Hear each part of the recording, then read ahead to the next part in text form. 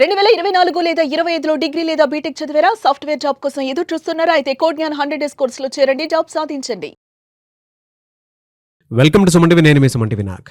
Loan తీసుకున్న తర్వాత మీరు లోన్ కట్టాలి అని రికవరీ ఏజెంట్స్ కనుక మిమ్మల్ని హెరాస్ చేస్తూ ఉంటే, ఎస్పెషల్లీ ఆరోగ్య సమస్యలు ఉన్నప్పుడు మిమ్మల్ని గనక హెరాస్ చేస్తూ ఉంటే ఎలా కంప్లైంట్ చేయాలి అనేది ఈ వీడియోలో కూలంకషంగా డిస్కస్ చేసుకుందాం. ఈరోజు మనతో పాటు ప్రముఖ అడ్వకేట్ శశికాంత్ గారు ఉన్నారు. అది వారి మాట్లాడి తెలుసుకుందాం. Hello sir. నమస్తే అండి. సార్, కొంతమంది రికవరీ ఏజెంట్స్ అరే బాబు మాకు హెల్త్ బాగాలేదు, కొంచెం వెసులుబాటు ఇవ్వండి అన్నా కూడా హరాస్ చేస్తూనే ఉంటారు. ఈ ప్రాసెస్లో ఉన్నప్పుడు ఎలా కంప్లైంట్ చేయాలి, ఎవిడెన్సెస్ ఏ విధంగా సేకరించాలి? చాలామంది హాస్పిటల్స్లో ఉన్నా కూడా ఫోన్ కాల్స్ వస్తూ ఉంటాయి వాళ్ళకి, మీ ఈఎంఐ పెండింగ్ ఉంది అని. సో బేసిక్గా నేను మీ ద్వారా ఈ వీడియో ద్వారా కలెక్షన్ ఏజెంట్స్కి ఏం చెప్పాలనుకుంటున్నా అంటే, ఎవరైనా లోన్ తీసుకున్న వ్యక్తి తీవ్ర ఆరోగ్య సమస్యతో హాస్పిటల్లో అడ్మిట్ అయ్యి ఏదైనా సర్జరీ గట్రా ఏమైనా అడ్మిట్ అయ్యి హాస్పిటల్లో అడ్మిట్ అయినంత కాలం మీరు వాళ్ళని డిస్టర్బ్ చేయకూడదు. There is a rule. ఈ రూల్ని మీరు దయచేసి అర్థం చేసుకోండి. అయితే నేనేమంటున్నాను, కలెక్షన్ ఏజెంట్లకు కూడా నేను ఏం చెప్తాను అంటే వాళ్ళ బ్యాంక్ వాళ్ళు ఎక్కువ ట్రైనింగ్ ఇవ్వరు కాబట్టి నేనే ట్రైనింగ్ ఇస్తున్నాను వాళ్ళకి. కలెక్షన్ ఏజెంట్లకు ఏం ట్రైనింగ్ ఇస్తున్నా అంటే, నేను ఎవరైనా వ్యక్తి ఇట్లా హాస్పిటల్లో ఉంటే మీరు వాళ్ళ ఫ్యామిలీ మెంబర్స్ తోటి, వాళ్ళు ఎట్లా ఫోన్లు ఎత్తారు, వాళ్ళ ఫ్యామిలీ మెంబర్స్ ఎత్తి ఇట్లా మా ఆయన హాస్పిటల్లో ఉన్నాడని చెప్పినా కూడా ఈ వైఫ్ని హెరాస్ చేసి టార్చర్ చేస్తే మీ మీద కేసు అవుతుంది. దయచేసి వాళ్ళ వైఫ్ని ఏమడుతారంటే, మీరు ఏదైతే అడ్మిట్ అయ్యారో ఆ డాక్యుమెంట్స్ మీకు వాట్సాప్ చేయమని చెప్పండి. ఆ డాక్యుమెంట్స్ని మీరు ప్రింట్అవుట్ తీసుకొని మీ ఆఫీస్కి వెళ్ళి సబ్మిట్ చేయండి. సో దట్ మీకు ఒక ఊరట కలుగుతుంది. ఇది తెలియక చాలామంది కలెక్షన్ ఏజెంట్లు హెరాస్ చేస్తుంటారు. ఎందుకంటే అలా ట్రైనింగ్ లేరు. జాయిన్ అయ్యాడా రేపు నుంచి ఫీల్డ్కి వెళ్ళిపో అంటారు. కాబట్టి మనమే మీ ద్వారా నారాజు కలెక్షన్ ఏజెంట్లకు ట్రైనింగ్ ఇద్దాం.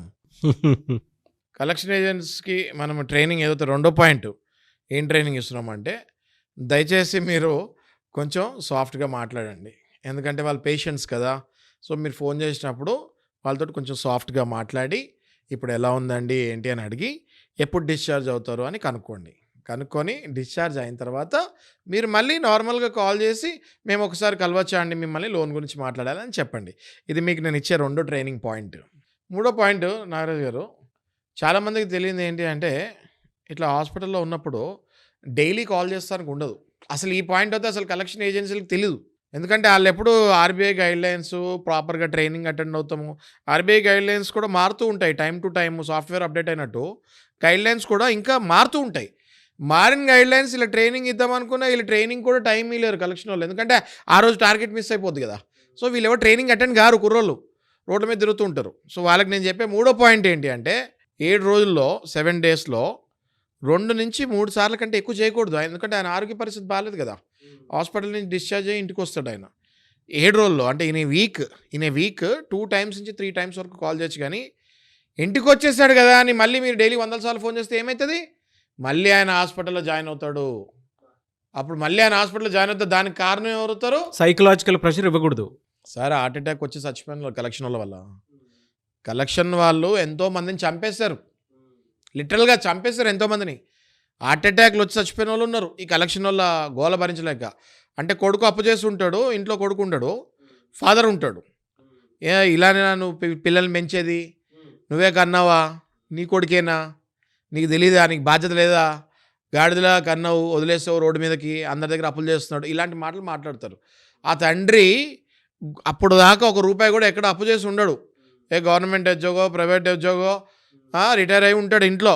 ఇలా వచ్చి మాట్లాడేసరికి వాళ్ళ గుండెలు ఆగిపోయి చచ్చిపోయిన వాళ్ళు ఉన్నారండి నాగరాజు గారు. దారుణం సార్. నెక్స్ట్ ఈఎంఐ పోస్ట్పోన్మెంట్ అండి. ఓకే, ఇవన్నీ డాక్యుమెంట్స్ ఉంటాయి. ఒకవేళ సీరియస్ హెల్త్ ఇష్యూ అనుకోండి, క్రానిక్ హెల్త్ కండిషన్, స్టంట్లు పడ్డాయి అనుకోండి ఫర్ ఎగ్జాంపుల్. అంటే నేను అనేది సీరియస్ క్రానిక్ డిసీజెస్కి. ఇది కూడా చాలామందికి తెలియదు. ఎవరికి తెలియదు? అప్పు తీసుకున్న వాళ్ళకి తెలియదు, అప్పు ఇచ్చే వాళ్ళకి తెలియదు. అర్థమైందా? అప్పు ఇచ్చే వాళ్ళు అంటే ఎవరు? ఇక్కడ నా ప్రకారం బ్యాంకులు కాదు, కలెక్షన్ వాళ్ళు. వాళ్ళు అసలు వాళ్ళ జోబులో నుంచి ఇచ్చినట్టు మాట్లాడతారు కదా. కలెక్షన్ వాళ్ళకి తెలియదు, తీసుకున్న వాళ్ళకి పాపం ఏం తెలియదు. ఎందుకంటే వాళ్ళు డబ్బులు వస్తాయి కదా, ఆ టైంలో ఏం గుర్తుండవు, తీసేసుకుంటారు. అవును. ఓకే, వాళ్ళకి నేను చెప్పేది ఏంటి అంటే, దయచేసి తెలుసుకోండి, మీ హక్కులు తెలుసుకోండి. మీకు నిజంగా చాలా క్రానిక్ ఇల్ డిసీజ్ ఉంటే మీరు మారిటోరియంకి అప్లై చేసుకోవచ్చు బ్యాంక్లో. ఇప్పుడు కోవిడ్లో అందరికీ గుర్తుంది కదా, మారిటోరియం అనే పదం మన అందరం ఎప్పుడు విన్నాము? కోవిడ్లో విన్నాం. దానికి ముందు మారిటోరియం అనే పదం ఎవరికి తెలియదు. కోవిడ్లో మనకి మారిటోరియం అనేది గవర్నమెంట్ ఆఫ్ ఇండియా డిసైడ్ చేసింది. ఓకే, దానివల్ల RBI has decided again the direction has gone from government of India to reserve Bank of India. Reserve Bank of India has directed ఆ మారటోరియం అన్ని స్టేట్ బ్యాంక్స్కి అన్ని direct చేసింది. So ఇప్పుడు ఒంట్లో బాగాలేనప్పుడు నిజంగా చాలా పెద్ద రోగం వస్తే 100% మీరు మారటోరియం అప్లై చేసుకోవచ్చు. ఈ హక్కు మీకు ఉంటుంది, తెలుసుకోండి. నెక్స్ట్, ఇంటికి వచ్చిన తర్వాత మనిషి రికవర్ అయ్యేటప్పుడు ఇంటికి వచ్చి మాట్లాడటానికి ఉండదు, ఫోన్లలోనే మాట్లాడాలి నాగరాజు గారు.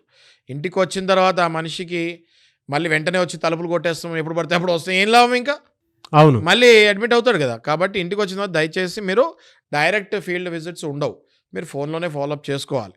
మీరు దానికి కూడా డాక్టర్ అడ్వైజ్ ఉంటుంది, ఆ లెటర్ అడగాలి. అది సీరియస్నెస్ బట్టి చూసుకుంటే చాలా సీరియస్గానే ఉంది కండిషన్ పేషెంట్ది అంటే ఇళ్ళ దగ్గరికి వెళ్ళి గొడవ చేయకూడదు. మీరు జాగ్రత్తగా ఫోన్లో సాఫ్ట్ ఫాలోఅప్ చేసుకోవాలి. కలెక్షన్ వాళ్ళకి చెప్తున్నాను ఇది. ఇంకా బేసిక్గా ఏముందండి నారాజు గారు, నేను చెప్పేది ఏంటి అంటే బేసిక్గా all the collection agencies and recovery agents has to follow RBI fair practising rules and regulations. ఏం చెప్తుంది ఆర్బీఐ క్లియర్గా? నేను కొన్ని వందల్లో వీడియోలో చెప్పాను, ఇప్పుడు కూడా చెప్తున్నాను. ఆర్బీఐ క్లియర్గా ఏం చెప్తుంది? 7 AM to 7 PM మాత్రమే ఇంటికి వెళ్ళండి. ఇంటికి వెళ్ళిన తర్వాత ఫోటోలు వీడియోలు తీయకండి. మీరు చాలా పొలైట్గా మాట్లాడండి. మీ ఐడి కార్డ్ని, మీ బిజినెస్ కార్డ్ని జోలో పెట్టుకోండి. మీరు వెళ్ళినప్పుడు మీ ఐడి కార్డ్ చూపియండి. కస్టమర్ ఎంత డబ్బులు తీసుకున్నాడో, ఇంకా ఎంత కట్టాలి అన్నది ఒక ట్రాక్ రికార్డ్ పేపర్ ప్రింట్అవుట్ మీ దగ్గర ఉండాలి.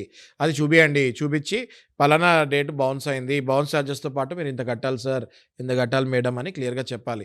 ఇవన్నీ ఫెయిర్ ప్రాక్టీసింగ్ కోడ్స్. హాలిడేస్ అప్పుడు, నేషనల్ హాలిడేస్ అప్పుడు, ఫెస్టివల్స్ అప్పుడు ఇంటికి వెళ్తానికి ఉండదు. ఇవన్నీ Reserve Bank of India fair practising rules and regulations కిందకు వస్తాయి. దయచేసి నేను ఈ వీడియో కేవలం కలెక్షన్ ఏజెంట్స్కి ట్రైనింగ్ ఇస్తానికి మాత్రమే తీసుకుంటున్నాను. ఎందుకంటే నా దగ్గరికి వచ్చే క్లయింట్స్లో 90% మంది కలెక్షన్ ఏజెంట్స్ ఎవడు ఇవి అసలు తెలియదు అంటున్నారు. నేను ఎందుకు ఇస్తున్నాను ట్రైనింగ్? బ్యాంకు వాళ్ళ బాధ్యత నేను తీసుకుంటున్నా. బ్యాంకు వాళ్ళు తీసుకోవాల్సిన బాధ్యత నేను తీసుకున్నా. బ్యాంక్ ఫీజు కట్టాలి నాకు, బ్యాంకులు ఫీజు కట్టాలి నాకు. ఎందుకంటే వాళ్ళు ఇవ్వాలి ట్రైనింగ్ కరెక్షన్ వాళ్ళకి, వాళ్ళు ఇవ్వట్లా.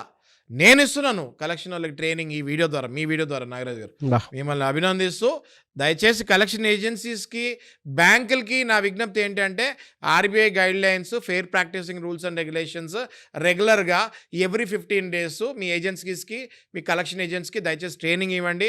ఎన్నో ప్రాణాలు మిగులుతాయి. అట్లాంటి కేసెస్ని మీరు డీల్ చేస్తున్నారు కాబట్టి ఇంకా ఇటువంటి వాటికి సంబంధించి ఎవరైనా మీ దగ్గరికి వస్తే ఆ సలహాలు సూచనల కోసం అని చెప్పి ఇంకా ఫర్దర్గా ముందుకు తీసుకెళ్ళాలి అని మాత్రం మనస్ఫూర్తిగా కోరుకుంటున్నాను సార్. థ్యాంక్ యూ అన్న. Thank you so much Shashikant garu. Thank you Nagaraj గారు.